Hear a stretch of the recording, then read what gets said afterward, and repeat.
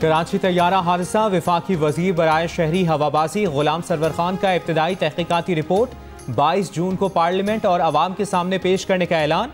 Inquiry पर इजहार इत्मीनान। कहा, अहम सवाल ये है कि जहाज 3 बार रनवे से टच करने के बाद दोबारा उड़ाया गया। जहाज के दोनों बॉक्स मिल चुके हैं। जहाज किसके कहने पर नीचे आया और फिर किसके कहने पर उड़ाया गया, मालूम हो जाएगा।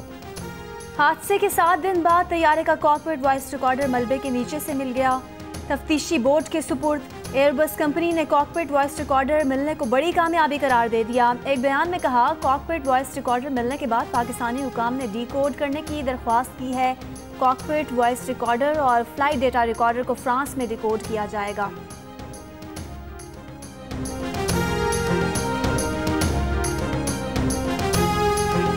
PIA और एविएशन हुक्काम की वज़ीर-ए-आज़म इमरान खान को तैयारा हादसे की इब्तदाई तहकीकात पर ब्रीफिंग। वज़ीर-ए-आज़म की शफ़ाफ तहकीकात की हिदायत। कहा, शफ़ाफ तहकीकात करके आवाम को हक़ाइक़ से आगाह किया जाए।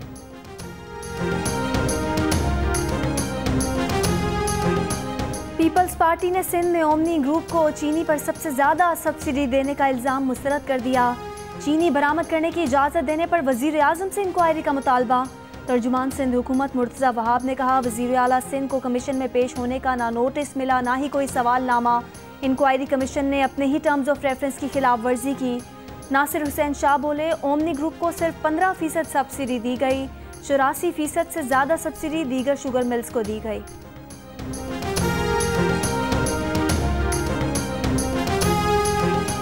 PTI के रुकन सिंध असेंबली खुर्रमशेर जमान ने पीपल्स पार्टी की क़यादत से आसिफ जरदारी की शुगर मिल्स का हिसाब मांग लिया।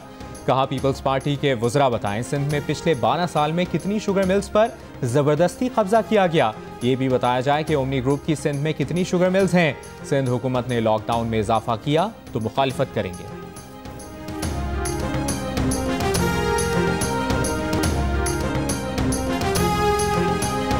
पाकिस्तान किसान इत्तेहाद का वज़ीर-ए-आज़म और शुगर इंक्वायरी कमीशन को खिराज तहसीन।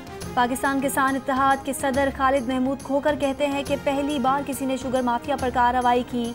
माजी में किसी ने इस बहादुरी का मुजाहिरा नहीं किया, लेकिन ये सिर्फ एक रिपोर्ट ही नहीं होनी चाहिए, इस पर कार्रवाई भी होनी चाहिए। शुगर मिल्स मालिकान को हर जगह तहफ़्फ़ुज़ दिया जाता है। कारोबार का मामला आए तो जरदारी, जहांगीर तरीन समेत सब एक हैं। चीनी की कीमत 1 रुपया बढ़ाने से अवाम पर 5.5 अरब रुपए का बोझ पड़ता है।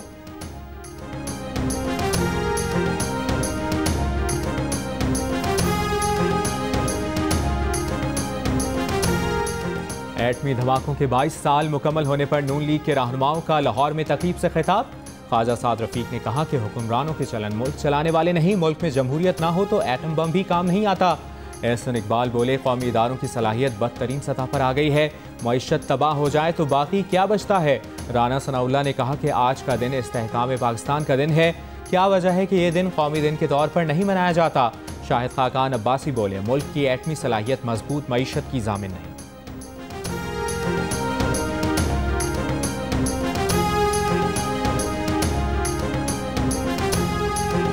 नैब का जमानत पर रिहा मुल्जिमान के खिलाफ अदालतों में अपीलें भी दायर करने का फैसला।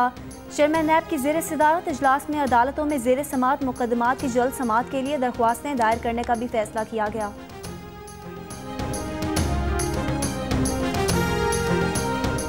पंजाब, सिंध और बलूचिस्तान के कई अजला में टिड्डियों की अलगार।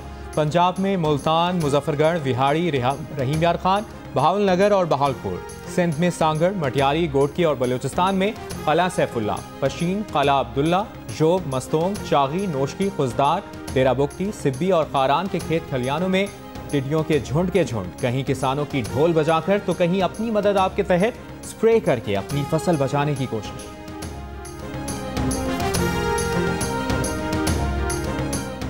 NDMA का कहना है कि इस वक्त मुल्क के 60 अजला में टिड्डियाँ मौजूद हैं। बलूचिस्तान में 31, खैबर पख्तूनख्वा में 9, पंजाब में 10 और सिंध में 10 अजला मुतासर हैं। मुतासरा इलाकों का सर्वे और कंट्रोल ऑपरेशन जारी है।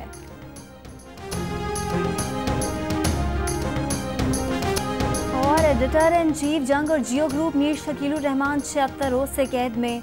34 साल पुराने प्रॉपर्टी के लेन देन के मामले पर अभी तक कोई केस रजिस्टर न किया जा सका।